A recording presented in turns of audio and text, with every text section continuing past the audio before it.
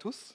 Donc, on va en effet parler un petit peu de chaos, un petit peu de dette, pas de dette technique, celle que vous connaissez tous, mais la dette UI, la dette d'interface. Et on va essayer de voir ensemble comment on peut la mesurer, comment on peut essayer de la résorber et de travailler sur ça dès le départ du projet ou même sur des projets qui sont déjà lancés. Donc moi, c'est Loïc, je suis en effet Design Ops chez Flox, je suis ingénieur UI, mais dans un lointain passé, j'ai été également développeur. On m'a parlé de longues années de dette technique et c'est justement ça qui m'a inspiré un petit peu ce sujet aujourd'hui, de comment on peut appliquer ce qu'on voit en développement sur le design d'interface. Clairement, comprendre la dette technique, moi ça m'a pris pas mal de temps, pas mal d'étapes. J'ai travaillé dans pas mal de différentes tailles d'entreprises. La première étape, c'était en 2013. Je commence à arriver dans une start-up qui vient de se créer, un produit qui a quelques mois derrière lui. Tout est fait sur Bootstrap, tout est fait en tableau. Globalement, moi, quand j'arrive en tant que développeur, on me dit le design, on le fera plus tard. Mais plus tard quand? Alors ça, aujourd'hui, je n'en sais toujours pas, parce que quand j'ai quitté la boîte un an plus tard, on avait travaillé un petit peu, il y avait moins de tableaux, mais il y en avait encore beaucoup. Globalement, on s'était dit, on va faire le fonctionnel, on n'était que des devs, il n'y avait pas de designer, et on verra après. Ce « on verra après », je l'ai retrouvé aussi dans ma seconde boîte, où là j'étais dans une grande boîte du 440, où là c'était l'inverse. On a fait avant et on n'y touche plus pendant 10 ans.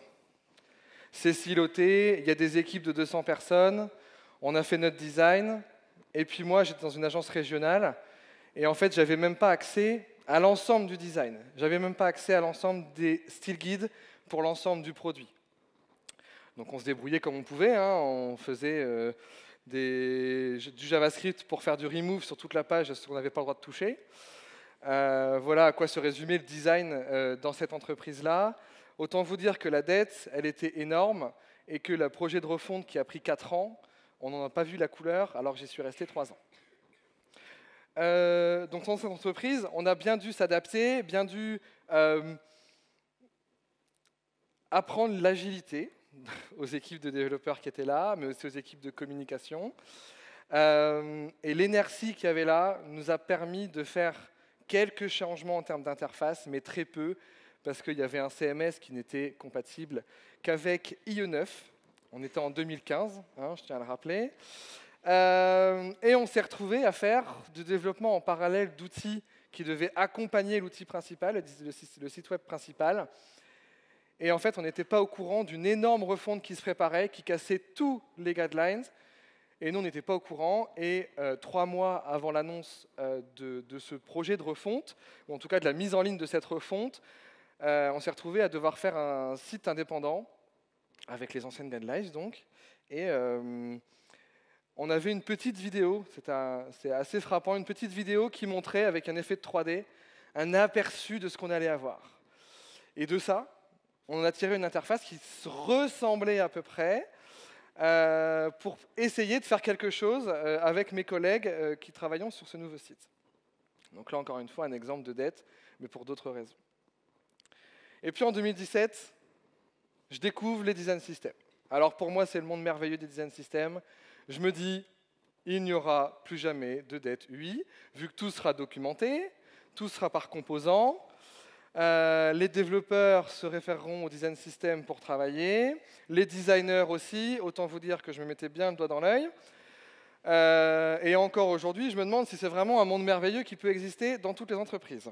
Non, je plaisante évidemment, c'est vraiment un monde merveilleux. Et puis du coup, je découvre ça, donc je travaille ça, je donne un peu de cours sur l'Atomic Design, sur le design system, je creuse le sujet, et j'arrive dans une entreprise, là, une start-up à nouveau, où le produit il a 4-5 ans, il y a eu quelques refontes, il y a déjà eu 6 versions de l'API, on commence à faire, 0 version de design, on est toujours avec le design de la première version. Alors on ne sait pas pourquoi, il n'y avait pas de designer, évidemment, et là c'est une usine à gaz. On a rajouté du design avec des tendances, au-dessus d'autres tendances, par-dessus d'autres tendances. Donc c'était tendance sur tendance, et au final, c'était pas très joli, voire un peu moche. Et on me dit, moi, quand j'arrive, on me dit, bah voilà, il faudrait faire une refonte du design. Par contre, on n'a pas le droit de tout casser, parce qu'on peut pas mettre, on n'a pas le temps de tout refaire de zéro. Donc on va casser petit à petit. Ah, casser petit à petit. Et puis on tire la corde, on tire la corde, on tire la corde. Bon, on aurait mieux fait de tout casser. Parce que je suis resté 6 mois dans cette entreprise pour mettre en place un design system. Au bout de 6 mois, le design system était initialisé et il n'y avait toujours pas de composants développés et intégrés dans les releases. Globalement, dans cette startup-là, j'ai compris qu'on pouvait avoir l'équipe produit rêvée avec de l'UX, avec des product owners, avec une roadmap claire sur 2 ans. Et pour autant, le poids de cette dette UI, elle était hyper importante. Et maintenant, je travaille en agence, donc j'ai des clients qui viennent me voir. Et je pense que je ne mentirais pas en disant que 90% de ces clients, quand ils viennent me voir pour travailler sur leur site en design, c'est pour refaire de zéro. On refond tout. Ah non, l'ancien ne me plaît plus, je repars de zéro. Et ceux qui ont le malheur de me dire « Ah non, mais je voudrais garder quelques trucs, on va pouvoir se baser sur ce qui existe. » Bah, c'est avec les autres agences que ça pose problème, parce qu'il faut se transférer les éléments. Et là, comprendre ce qu'a fait notre agence, c'est un peu compliqué. Où j'ai des clients qui gardent un site pendant 10 ans, qui n'y touchent pas, et au bout de 10 ans, ils veulent tout refaire. Donc là, c'est même plus une dette, c'est encore pire que ça. Globalement, ces clients en agence, ils ont l'habitude de changer de prestat à chaque fois qu'ils font un site. Ils font un appel d'offres, ils voient qui leur propose les meilleures choses, et ils changent de prestataire à chaque fois.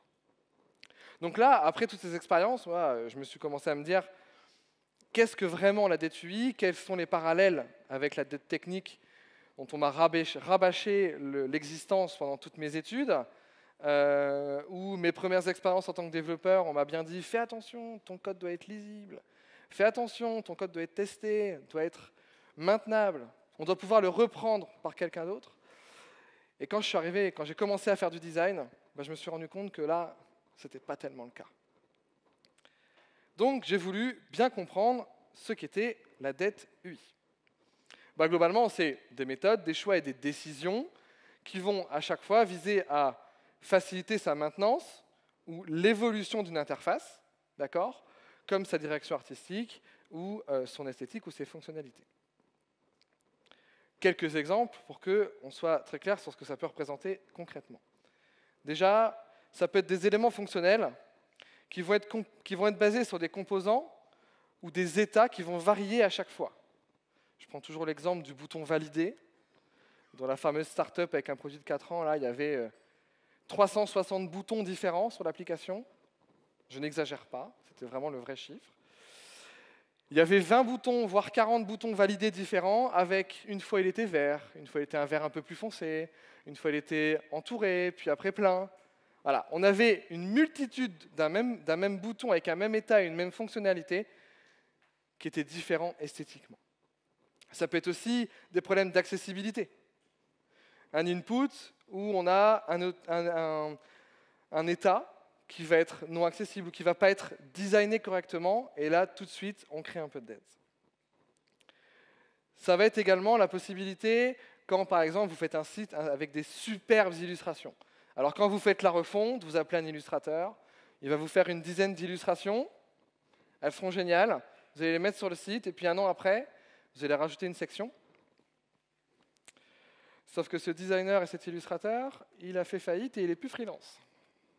Donc c'est compliqué de retrouver son style. C'est ça qu'on cherche dans une illustration. Ou alors ça va être pareil pour des photos. On va faire des photos personnalisées, on va faire appel à un photographe. Est-ce qu'on va appeler un photographe dès qu'on veut rajouter un article de blog? Je ne suis pas certain. Ou dès qu'on veut rajouter une section parce que le marketing a décidé qu'il fallait une section newsletter dans la page à propos. L'idée, c'est que ces éléments spécifiques qui ont été faits par des experts, c'est pas mal, c'est même une très bonne chose. Mais il faut être capable de s'assurer que dans le temps, on soit capable de retrouver cette expertise et ce style, s'il a un style bien précis. Dernier exemple, c'est des éléments qui vont être positionnés pour un contenu précis à un instant précis. Une barre de navigation qu'on va faire avec un nombre de champs spécifique, à un endroit spécifique où un champ en plus, ça ne marchera pas. Ça va être une structure de page qui va être faite en absolute, en CSS, Ne riez pas, je sais que vous le faites de temps en temps, avec les maquettes des designers. Ou ça va être un style très technique, comme de la 3D, hein, ceux qui utilisent Three.js, qu'il faut savoir maintenir. Et si la personne qui avait utilisé ça, elle s'en va de l'entreprise, c'est très compliqué à maintenir par la suite. Une fois que j'avais quelques exemples, je me suis dit, je vais analyser aussi le cycle de vie, alors là, d'un site web, parce que c'est ce que je vis tous les jours, avec mes différents clients. Globalement, comment ça se passe? Alors, évidemment, tout le monde ne fonctionne pas comme ça, mais on va travailler d'abord la direction artistique. Je vais faire un beau logo, je vais définir des belles couleurs, des belles illustrations. Ça va me prendre un temps pour ma première année sur ma première refonte. Puis je vais travailler l'UX, parce que c'est important l'UX. Je vais aller voir mes utilisateurs, je vais leur poser des questions, je vais avoir leurs besoins, je vais itérer. Toujours très intéressant. Puis ma phase du UI, je vais passer de wireframe à des maquettes. Enfin, je vais développer, tester, et la dernière phase qui dure un peu plus longtemps, heureusement, c'est cette phase d'analyse et de prise de recul. Une fois que le site il est en ligne, une fois qu'il est publié, on va faire des stats, ce qui marche, ce qui ne marche pas, ce qui marche moins bien, ce qui marche mieux. Et au bout de 1 an et demi, 2 ans, on va commencer à se dire ah, on suivrait bien la tendance. Je passerai de matériel à du glass design, par exemple, ou à de l'homomorphisme. Alors, outre le choix de ces tendances, on veut toujours changer. Donc là, c'est ce qu'on voit à l'année 4, et on recommence le processus. Alors, ce qui est intéressant, c'est que la direction artistique, ça prend un peu moins de temps. On a déjà des couleurs qu'on peut faire peut-être un petit peu évoluer. Le logo, il est là, on va faire une petite refonte dessus. Mais ça va nous prendre concrètement un peu moins de temps. La phase du UX, c'est pareil. On les connaît, nos utilisateurs. C'est une blague, il faut toujours aller les rechercher. Mais cette phase du UI, cette phase de transformation d'un besoin abstrait ou en wireframe à du maquettage, la plupart du temps, on va repartir de rien. Et on va reprendre le même temps qu'on avait pris sur la première refonte pour retravailler ce nouveau site avec ces nouvelles tendances. Et donc, du coup, le développement va prendre également autant de temps. Globalement, c'est très cyclique, assez itératif, mais on repart et on ne garde pas souvent des composants, ou en tout cas, avec la majorité de mes clients en agence, c'est comme ça que ça fonctionne. Mais du coup, ça paraît clair, je pense que j'ai surpris personne avec ces différents exemples. Pourquoi on n'en parle pas? Pourquoi cette dette UI? Pourquoi ces nombreux boutons différents? Pourquoi on n'en parle pas? Parce qu'elle est prise entre deux feux. Entre cette fameuse dette technique, à laquelle tout le monde fait attention, parce que tout le monde a entendu que 90% des startups qui se plantent le font à cause d'une dette technique trop importante. Et la dette UX, la fameuse dette UX. Alors vous allez me dire quelle est la différence entre une dette UX et une dette UI. La dette UX, c'est vraiment la conception. C'est quand je ne vais pas aller chercher mes utilisateurs, je ne vais pas leur parler. Et on oublie un petit peu cette dette UI qui est croisée entre deux feux. Et je me suis posé la question, quelle est la spécificité de cette dette UI en fait? Pourquoi on en parle moins que les deux autres? Pour moi, il y a deux aspects principaux, et c'est ce que je me disais à la base. Déjà, il y a une dimension qui est artistique, qui est indéniable, qu'on ne peut pas vraiment cadrer. Par cadrer, j'entends qu'on a tous un designer dans une équipe qui dit « Non, mais moi, j'attends l'inspiration. » Et puis, on le voit avec un béret, une petite palette, en train de peindre son tableau. Certains se voient comme ça. D'accord, je ne vais pas vous faire lever la main, mais je suis certain que je le vois comme ça. Et donc, du coup, c'est difficile à cadrer, cette inspiration et ce moment qui descend de je ne sais où, ah, la maquette, elle va être comme ça. Et ensuite, je me suis dit, il n'y a pas beaucoup, comme je venais du dev, où il y a de l'architecture, où on a des nomenclatures qui sont très claires, très posées, où on les respecte tous, normalement, à peu près. On n'a pas d'habitude en design de structurer nos fichiers, de structurer nos calques de layers. C'est les quelques designers qui sont dans la salle. Je suis également sûr que vous ne renommez pas à chaque fois vos layers. Et du coup, quand on reprend un projet de design, souvent, on doit appréhender la nomenclature et la manière dont l'autre personne a conçu son fichier. Et puis, je me suis dit, mais en fait, ces dettes, elles sont liées. Plus il y a de dettes UI, plus il y aura de dettes UX, et plus il y aura de dettes techniques surtout. Parce que si chaque fois que je refais un bouton, le développeur il doit le redévelopper et développer un nouvel état, bah, ça lui également augmente sa dette technique. Elles sont très liées. Donc il faut travailler ça comme un tout, et non comme chacun de notre côté, dans notre équipe, on résorbe notre petite dette, et puis à la fin, c'est celui qui a la moins grande dette qui gagne. Donc pour revenir sur le constat que je me suis fait, c'est déjà qu'il y avait une démarche trop axée sur l'artistique, sans cette rigueur d'organisation que moi j'avais connue en tant que dev. Cette rigueur-là, elle n'est pas toujours présente. Alors, certains vont être très rigoureux, hein. Je ne suis pas en train de dire que tous les designers ne sont pas rigoureux. Un peu quand même. Mais, allez, régulièrement quand même, on s'en rend compte. Ensuite, il y a rarement une vision sur le long terme d'une interface. J'entends par là que quand on fait une maquette, on se dit rarement comment elle va pouvoir évoluer avec une vraie évolution de tendance et une vraie évolution de structure. Cette structure, pour moi, ce qui va manquer, c'est de la nomenclature. Comment je note mes fichiers et comment je nomme des fichiers pour qu'ils soient identiques avec la même nomenclature que celle des devs. D'accord? On verra un exemple tout à l'heure. Ensuite, et ça, on ne va pas se le cacher, souvent quand on nous dit de faire des maquettes en tant que designer, on va nous dire, ben voilà, tu as 35 pages à faire, tu as 2 jours. On n'a pas le temps de renommer les calques sur 2 jours, très clairement. Donc ces durées, ces temps, ils ne sont pas là parce qu'on n'a pas de structuration à expliquer pour nous dire que ça va nous prendre tant de temps. Et du coup, ils sont toujours réduits parce qu'il faut que les développeurs aient tout leur temps pour développer le site ou le produit. Et enfin, on n'en parle pas. Comme on n'en parle pas, on ne la mesure pas, cette dette. Je ne sais pas si, à bras levés, qui a déjà essayé de mesurer sa dette UI sur un projet? Ça ne fait pas beaucoup. Je ne vous vois pas trop, mais ça ne fait pas beaucoup. D'accord? Donc en fait, comme on ne la mesure pas, on ne peut pas savoir qu'elle existe. Et on ne peut pas en parler. Et de là, tout était un peu lié. Donc, maintenant, c'est bien beau de faire ce constat-là. Comment on peut la mesurer? Comment on peut mesurer les impacts et surtout les conséquences de cette dette? Déjà, je me suis travaillé sur des points d'alerte qui, pour moi, si vous vous reconnaissez dans tous ces points, je pense que vous avez pas mal de dettes UI. La première chose, c'est quand je commence à avoir une augmentation drastique de mes fichiers de référence.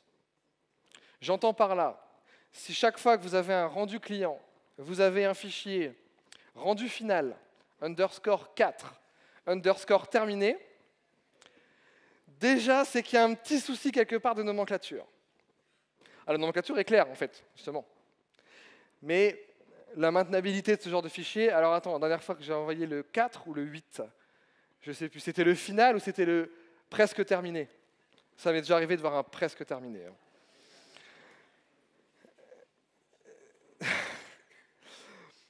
Ensuite, si vous travaillez avec des livrables qui vont être en JPEG ou en PDF, bah c'est bien, parce que le client il peut toujours le visualiser. Mais aujourd'hui, on a des outils qui nous permettent d'avoir des accès sur des éléments qui sont modifiables et qui sont versionnables à volonté et sur lesquels on peut travailler avec le client en gérant les accès et avec les collaborateurs ou les différents acteurs de projet. Je parlais du handoff, de Figma, de SketchCloud, ce genre de choses, ou même d'InVision ou de Zeppelin. Vous en connaissez certainement pas mal d'entre ceux-là. Enfin, l'autre point d'alerte, vous n'avez pas de documentation ou de procédure. Parce que la documentation, des fois, on l'a. On a notre fameux design system, on a notre sorte graphique, mais le designer, quand il doit rajouter un composant, il ne sait pas exactement à qui il doit s'adresser, comment il doit s'adresser, et les différentes étapes sur lesquelles on va passer pour rajouter ce composant. Enfin. Suivant, il y a le paramétrage, les modifications. Si, quand vous devez changer un texte dans vos maquettes pour que ce soit intégré par les développeurs, ou rajouter une petite section, ça vous prend 2 jours de travail, c'est pas normal. D'accord? Il faut que ça puisse être rapide, maintenable et évolutif. Si, de la même manière, quand vous voulez faire un petit changement, parce que le marketing a décidé que le livre blanc... Alors, je tape sur le marketing, mais vous inquiétez pas, je les aime bien quand même. Mais a décidé que le livre blanc devait être en 3e section de la page d'accueil, parce que c'était la sortie du livre blanc du fondateur cette semaine-là, Si vous devez passer par 15 validations différentes de 3 designers, puis l'UI, puis l'UX, et qu'il n'y a pas d'organisation et d'ordre dans cette validation, c'est pareil, c'est probablement que vous avez de la dette. Et enfin, quand au moment de refaire le site, quand vous voulez appliquer une nouvelle tendance, vous vous dites, on repartirait plutôt de zéro, ce serait plus rapide, non? Là, c'est certain que vous avez de la dette. Maintenant, quelques points rapides pour être sûr et pour vérifier et mesurer cette dette tout au long d'un projet. La première chose, ça va être de nommer un garant. Une personne qui va être en charge des procédures, des actions, de la documentation et qui va être le garant du respect de celle-ci et surtout de la création de celle-ci. D'accord? La personne sur laquelle on va pouvoir aller s'appuyer et se dire « Ah, attends, je dois rajouter un composant, par qui je dois passer ?» D'accord? Donc nommer un garant comme ça, c'est vraiment nommer un responsable et c'est une personne à qui il va revenir de vérifier que la dette n'explose pas. Ensuite, il est important de connaître les impacts que peut avoir cette dette ou les impacts de changement qu'on va faire sur notre interface. D'accord?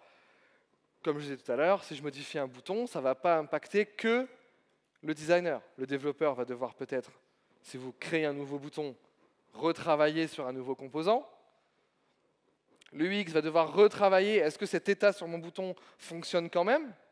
Est-ce que ce wording fonctionne quand même? Bref, ça impacte tout le monde.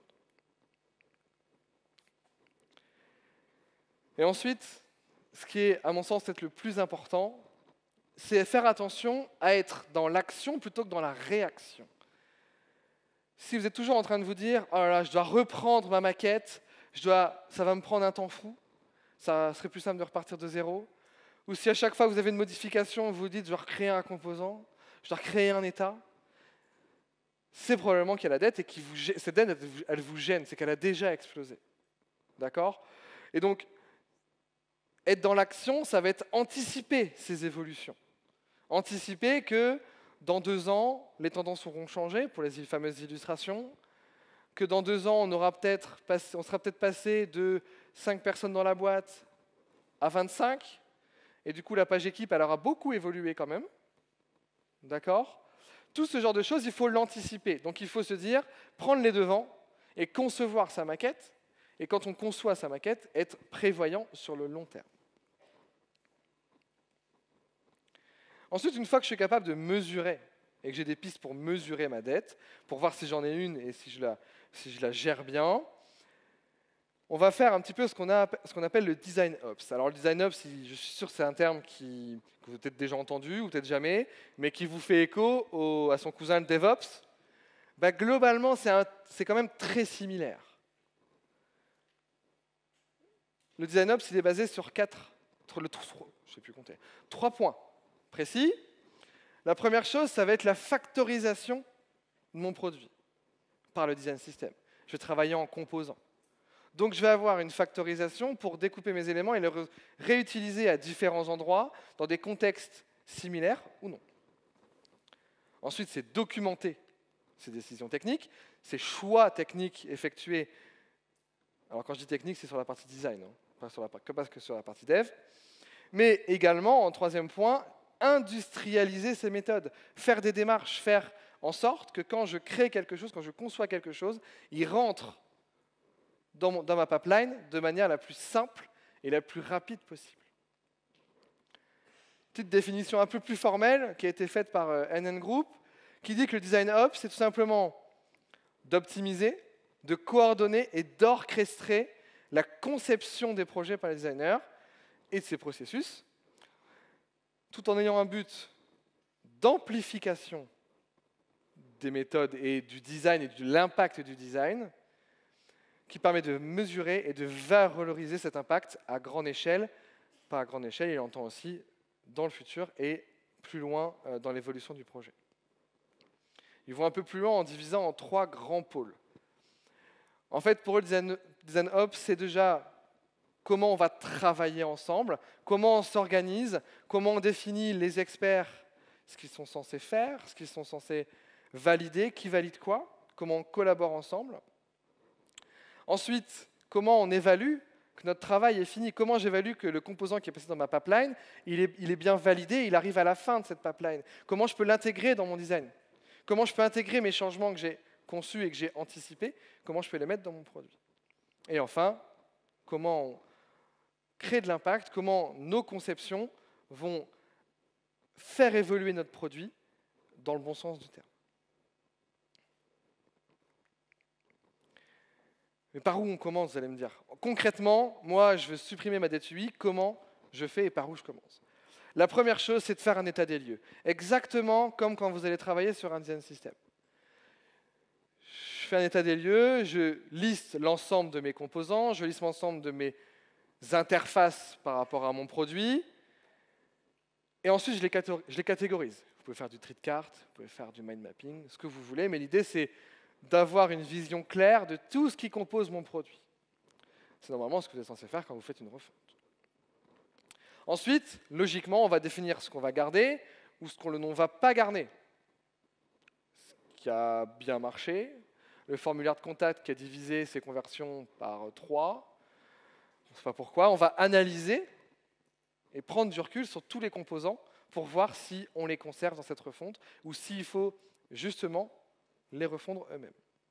Et enfin, définir un garant. Comme je disais tout à l'heure, c'est quelqu'un qui va être le leader et qui va mener un petit peu ces changements et cette évaluation de la dette. Ensuite, on va définir un cadre de conception.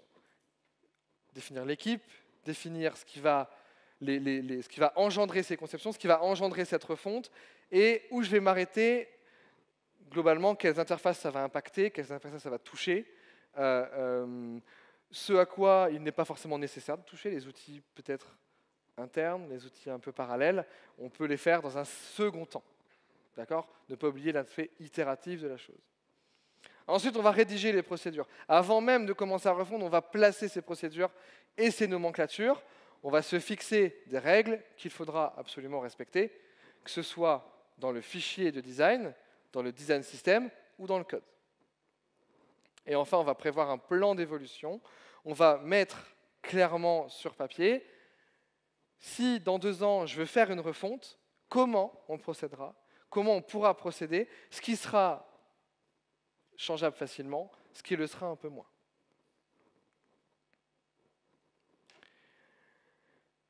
Un exemple de liste de calque, que vous avez déjà forcément dû voir, avec des rectangles 48, avec des rectangles 4, j'ai été gentil, je n'ai pas voulu passer trop de temps. Mais on peut aller sur des rectangles 168 sur une vraie interface, des type something, et quand on fait une recherche, on a 68.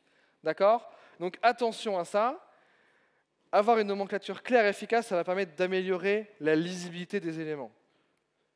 En utilisant par exemple une nomenclature issue d'intégration web, en BEM, comme vous voyez là. Ou là, quand je vais parler à mon développeur, ah bah ton BH icône, bah, il n'est pas de la bonne taille. On va parler exactement du même élément. D'accord? Cette nomenclature, elle va faciliter les échanges et en plus la lisibilité des fichiers, parce que vu qu'on retrouvera les éléments à tous les endroits de la chaîne de conception, on pourra facilement identifier là où ça pêche. Donc ça va faciliter les transitions entre experts et la communication avec les équipes techniques. Ensuite, on va versionner ces sources sans faire de rendu final _4 pour pouvoir mieux collaborer au sein des équipes. C'est-à-dire quand vous êtes à 3 à travailler sur une même interface, parce qu'il y avait 40 écrans à faire sur un logiciel métier, si vous avez un trou d'inspiration, vous n'êtes pas aux meilleures formes sur votre écran, ou que quelqu'un a une idée qu'il veut tester, versionner ses sources, ça reste hyper intéressant et hyper important, comme peuvent le faire les développeurs avec Git. Mais ça aussi permet de tester et de reconnaître un échec. De reconnaître que, bah oui, j'ai testé ces éléments-là, je me suis trompé, je vais revenir à une solution antérieure qui, à mon sens, et au gré de l'équipe et du garant du Design Ops, était meilleure.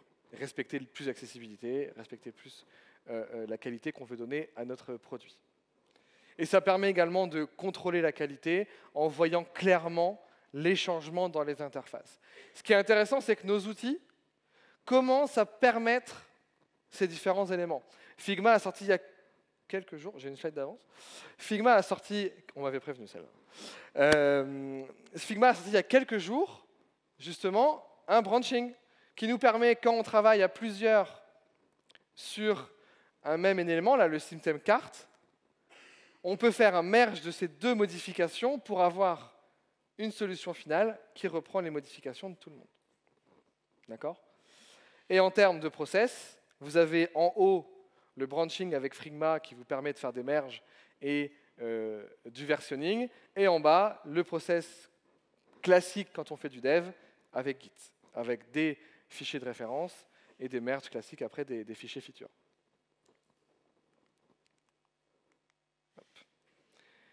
Et enfin, on va s'appliquer à avoir de la rigueur, à concevoir nos interfaces avec méthode. On va essayer d'itérer plutôt que de refondre. À chaque fois qu'on aura notre produit, notre site web, on va se poser la question, mais est-ce qu'au final, qu'est-ce que je veux modifier dans mon site? Ça paraît simple, mais je peux vous assurer que ce n'est pas fait tout le temps. De se dire, est-ce que de repartir de zéro, ça ne nous posera pas plus d'ennuis ou plus de travail que de faire des petits changements dans le design, dans la direction artistique ou dans les illustrations. Ensuite, et ça c'est en rapport avec ma première expérience, si vous vous souvenez tout à l'heure, créer des bases solides dès le départ. Vous pouvez utiliser Bootstrap pour le lancement d'un projet parce que vous n'avez pas de designer avec vous. Mais anticipez la possibilité de changer, de passer sur Bulma, de passer sur Material, de passer sur votre propre design system. D'accord? Il faut l'anticiper et ne pas s'enfermer dans une complexité avec un framework CSS ou un style de design précis. Et enfin, le fameux design system. Mettez-le en place si vous pouvez dès le départ et sur tout le long d'un projet.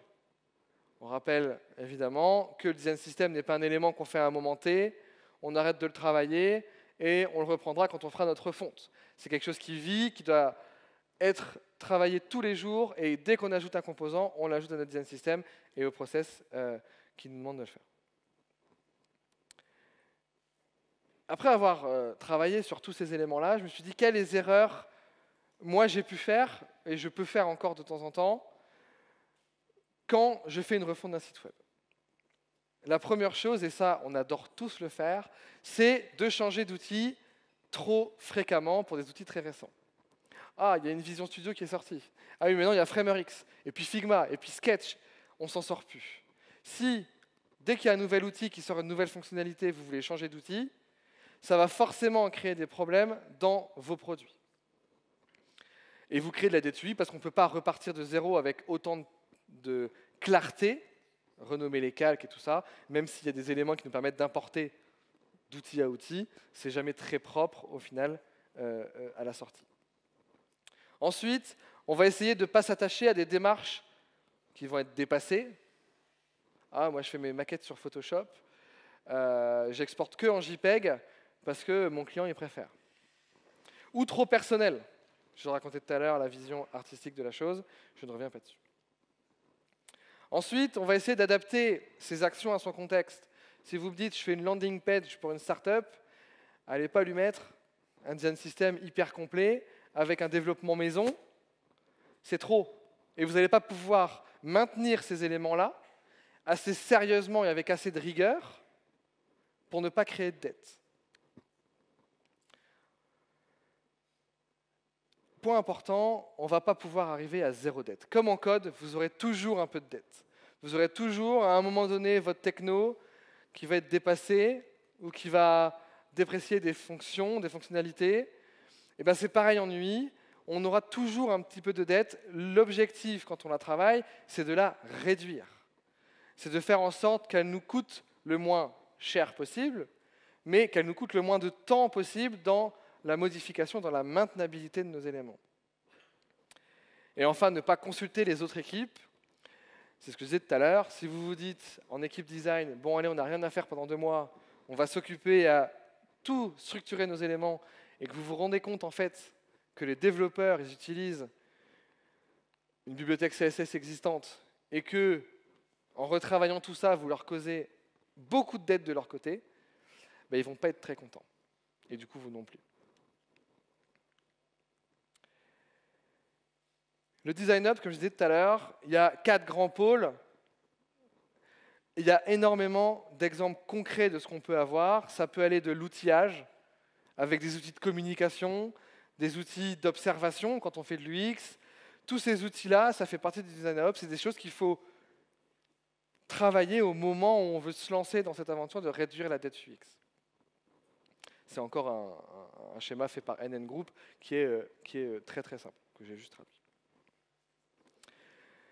Quelques petits takeaways pour que vous puissiez, dès votre sortie de la conférence, aller réduire cette dette. On rappelle, première étape, faire un état des lieux. Mesurer sa dette. Est-ce que je suis un bon élève ou est-ce que je suis un mauvais élève? D'accord? Ensuite, ne pas remettre le design à plus tard. Vraiment, quand on est développeur, on a tendance à se dire on va faire quelque chose de fonctionnel. Et en fait, après, on va appeler une armée de designers, ils vont nous faire des belles maquettes, et on va appliquer tout le design sur notre beau outil fonctionnel. Ça ne marche pas. Ça ne marche pas parce que les designers, ils voudront repartir d'un existant, mais ils ne pourront pas se baser sur des choses très concrètes. Ils voudront tout casser, ça va vous embêter en tant que dev. Donc ne remettez pas à plus tard le design, parce que si on commence en parallèle, on peut faire les deux en parallèle, et parfois, ça vous sauvegarde beaucoup de temps. Prévoir son interface sur le long terme. Quand je dis le long terme, c'est de se dire, est-ce que je vais pouvoir faire 2, 3, 4 refontes majeures de mon site en gardant une structure identique ou en gardant au moins une majorité de mes composants et de mes éléments. Ça vaut pour un outil métier, on y pense bien souvent. Pour un site web, on y pense beaucoup moins souvent. Structurer ses fichiers sur un serveur, sur le cloud. Maintenant, il y a énormément d'outils de design qui sont sur le cloud et qui vous permettent d'avoir des dossiers par projet, des fichiers de référence, des librairies qui sont liées entre les différents fichiers. Structurez ça, passez ce minimum de temps à vous organiser en équipe pour que ce soit clair, et ça vous facilitera même l'ajout de nouvelles personnes dans vos équipes. Et enfin, documenter sa conception, sa réalisation. Et j'aurais également pu ajouter, documenter vos décisions. Les choix que vous faites en tant que designer quand vous faites une interface, ils sont souvent raisonnés, ils ont souvent un rôle, enfin, vous ne prenez pas des décisions pour rien, d'accord? Donc, documentez-les, comme ça, 5 ans plus tard, quand vous reviendrez sur un choix que vous avez fait, vous pourrez vous dire « Ah oui, c'est vrai, en fait, c'est mes utilisateurs qui l'avaient dit, mais je les avais un petit peu oubliés entre-temps. » Et avec un petit peu d'avance, je vous remercie et je vous écoute pour vos questions.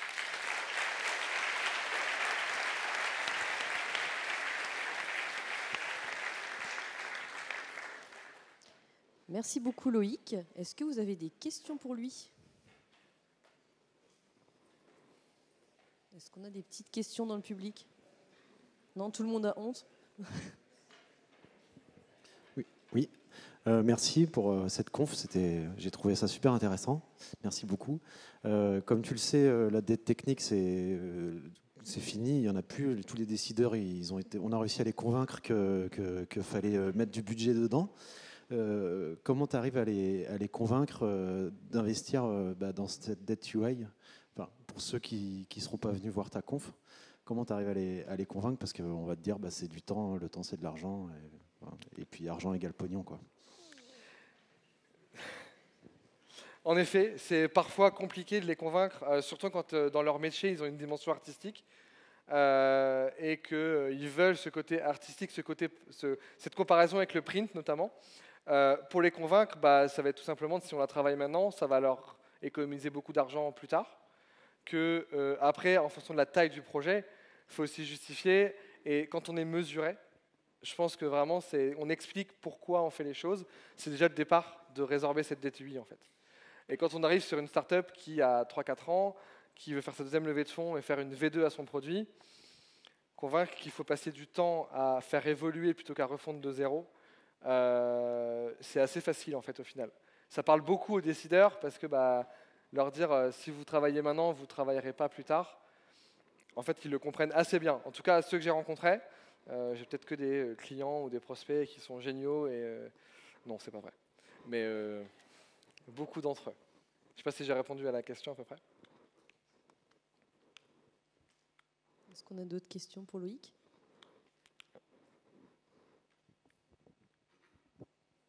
Alors moi j'aurais une question concernant le versionning des fichiers.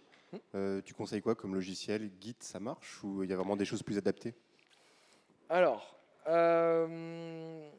il y a des logiciels maintenant comme Specify par exemple qui proposent de faire des variables de toute votre partie direction artistique qui vont déjà permettre d'un peu de versionner vos couleurs, vos différentes illustrations, vos différentes typos.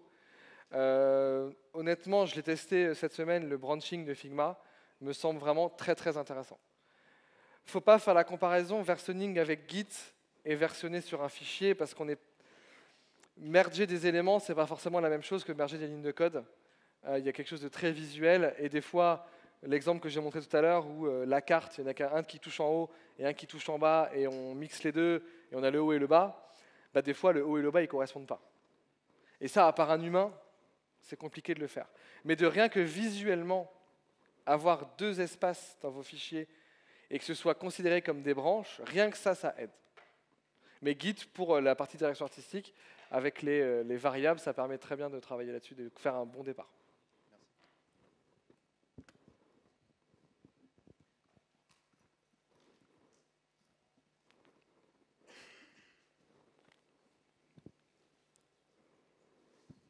Merci, c'était top. Petite question sur, je sais pas, est-ce que des outils comme Storybook, où tu peux visualiser tes composants, est-ce que ça vient aider cette data? Comment tu mettrais ça là-dedans? Alors là, on est sur le débat du quel outil pour mon design system. Déjà, Storybook, pas Storybook. J'ai souvent la conversation avec différents designers. Storybook, c'est bien pour les développeurs, c'est bien pour visualiser, mais pour agir en tant que designer, c'est compliqué. D'accord? Parce que ce n'est pas forcément lié à notre fichier de design. Et du coup, il y a forcément plusieurs étapes. Après, c'est un début. Enfin, tu vois, c'est un début de travailler sur ça. Et ça reste un outil qui permet de lister des composants. Mais on va travailler surtout sur les composants, sur le côté visuel des composants d'une interface. Cette structure, cet assemblage de pages, cette cohérence entre les pages, on peut un peu moins l'avoir sur Storybook. Okay.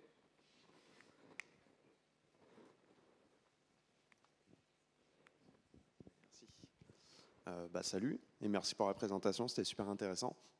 Moi j'avais une question un peu plus commerciale. Comment ça se passe par exemple quand tu as des contrats avec des entreprises? Est-ce que c'est des contrats plutôt one-shot où tu vas les aider une fois et tu reviens jamais? Ou est-ce qu'il y a des contrats longue durée? Et comment ça se passe? Est-ce que tu fais juste des points? Est-ce que tu les... Traditionnellement, quand on a commencé en 2015, on était plutôt sur des contrats one-shot. On initialisait la chose et après on revenait de temps en temps pour dire voilà comment ça se passe.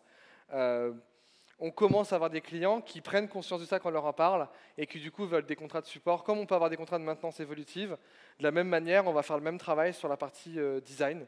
On va dire, bah voilà, dans 6 mois, on va peut-être se revoir et te refaire un atelier, te refaire une itération design aussi. Mais ça va beaucoup avec l'UX aussi. Ou si on a un suivi UX des utilisateurs,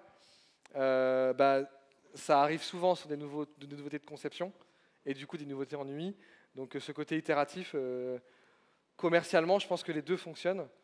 On fait un peu des deux. Moi, je n'étais pas forcément pour l'abonnement et pour se lier à un client. Et on travaille plutôt justement en se disant, on ne travaille pas que pour nous, on travaille à ce que cette dette UI, on la travaille pour que quelqu'un d'autre puisse reprendre nos projets, reprendre nos fichiers. Nos clients ont accès à nos fichiers sources. Si c'est du sketch, on leur envoie les fichiers sketch. Et s'ils veulent travailler avec d'autres personnes, ils peuvent reprendre ça. J'ai foi en l'humanité de me dire que si quelqu'un récupère un fichier avec tous tes calques renommés, il va continuer à renommer ses calques. Laissez-moi dans ma naïveté. Justement, c'était un peu ma deuxième question très rapide, après j'ai sa place. C'était est-ce que ça t'est déjà arrivé d'intervenir, de revenir plus tard et de se rendre compte qu'ils avaient fait n'importe quoi avec ce que tu avais donné? Oui. Très clairement. Et même renommer certains calques que moi j'avais nommés pour les renommer d'une manière qui n'avait plus de sens. Bon, c'est bon pour le business du coup. Ouais, pas pour l'amusement, on va pas se le cacher. Mais par contre, ça m'est arrivé de reprendre des fichiers qu'on m'avait envoyés. J'ai travaillé avec une agence de pub qui avait voulu me faciliter le temps en faisant mes maquettes. Et ils avaient fait ça sur InDesign. La maquette, elle faisait 8000 points par 30 000 points, je crois, sur InDesign. Et en fait, c'était plus rapide pour les développeurs et pour qui travaillent à échelle concrète de tout reprendre sur Sketch, calque par calque, et de tout renommer, de tout refaire. Parce que sur InDesign, c'était ingérable. Ok, super, merci.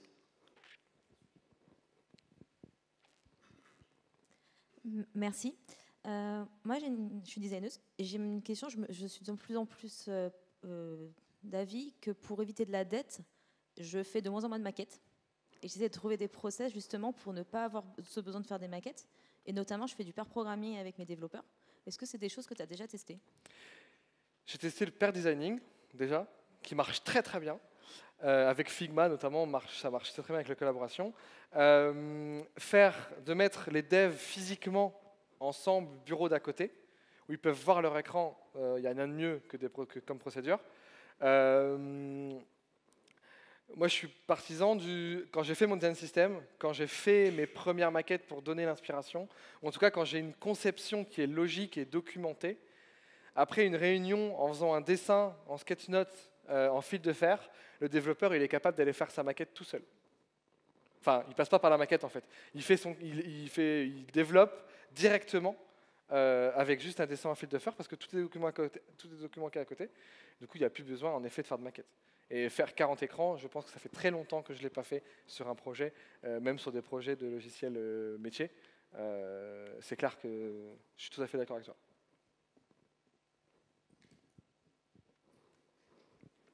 Bonjour, merci, c'était super. De par moi, ce que j'entends, j'ai l'impression que en fait, la mise en place d'un design system et la réduction de la dette UI, c'est hyper lié. Est-ce que vous, aujourd'hui, vous faites toujours, par exemple, si on vous appelle pour faire de la réduction de dette, vous mettez toujours en place un design system, ou est-ce que plutôt on vous dit on voudrait mettre en place un design system et en fait on dit on va vous aider plus globalement sur toute la dette? Comment est-ce que vous liez les deux aujourd'hui? Mettre en place un design system à chaque fois, clairement, non. Quand on fait une landing page ou un site vitrine avec 5 pages, ça ne sert à rien. Par contre, mettre à disposition et se baser sur un design system pour la structure des éléments, là, nous, on a notre propre design system en agence. On va se dire, en tant qu'agence, pourquoi on a un design system? C'est justement pour avoir une base avec des éléments qu'on a été testés en termes d'accessibilité, en termes de conception, en termes de fonctionnement et de parcours. Et on va se baser là-dessus. Et du coup, nos clients peuvent également aller voir ce design system. Et encore une fois, on leur transmet tout à la fin. Et si leur prochain prestataire veut reprendre par rapport à ce qu'on a fait, ils ont notre design system à minima. Après, à chaque fois, clairement, non. Ce n'est pas utile. Enfin, moi, je travaille beaucoup dans le web. Je fais moins de logiciels métiers aujourd'hui. Pour un produit métier qui a vocation à durer plusieurs années, oui. C'est jamais inutile, même s'il ne faut pas créer un design system pour créer un design system. Cécile le dirait justement très bien hier. Si vous créez ça parce que c'est la mode et que vous vous dites qu'il faut une belle documentation, ça ne sert à rien. On peut créer des systèmes très facilement et c'est une documentation en fait. Rédiger ces procédures à chaque fois. Mais voilà, je ne sais pas si j'ai répondu à la question. Ouais, c'est très clair, merci. Et un grand merci à Loïc pour sa conf très inspirante.